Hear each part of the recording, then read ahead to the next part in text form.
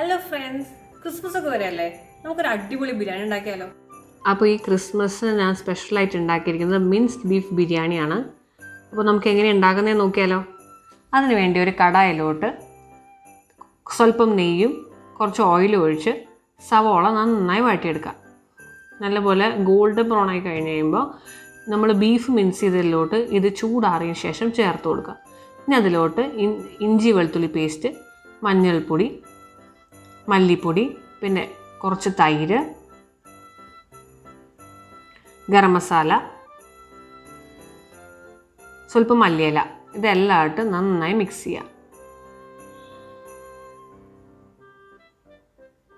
ഇനി നമുക്ക് ഒരു കുക്കറിനകത്തോട്ട് നെയ്യ് ഒഴിച്ച് പട്ടയും കരാമ്പും ഏലക്കയും ഒക്കെ ഇട്ട് വഴറ്റി അതിലോട്ട് അരി വേവിച്ചെടുക്കാം.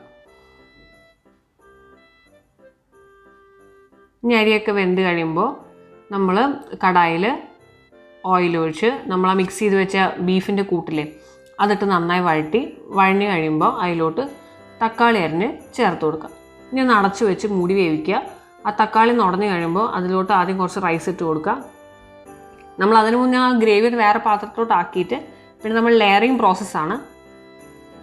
ആദ്യം കുറച്ച് ഗ്രേവി, പിന്നെ റൈസ്, പിന്നെ കുറച്ച് സവോള വറുത്തത് ഓൾറെഡി മാറ്റി വെച്ചിട്ടുണ്ടാവണം, അതും മല്ലിയിലും ഇട്ട് കൊടുക്കുക. വീണ്ടും ഇതേ പ്രോസസ്സ് നമ്മൾ റിപ്പീറ്റ് ചെയ്യുക. അങ്ങനെ അത് ചെയ്ത് കഴിഞ്ഞതിന് ശേഷം ലോ ഫ്ലെയിമിൽ ഒരു 10 മിനിറ്റ് ഒന്ന് മൂടി വയ്ക്കുക, അതിൻ്റെ എല്ലാത്തിലും ആ ചൂട് കിട്ടാനായിട്ട്. അപ്പോൾ നല്ല അടിപൊളി മിൻസ് ബീഫ് ബിരിയാണി റെഡി. എല്ലാവർക്കും മേരി ക്രിസ്മസ്.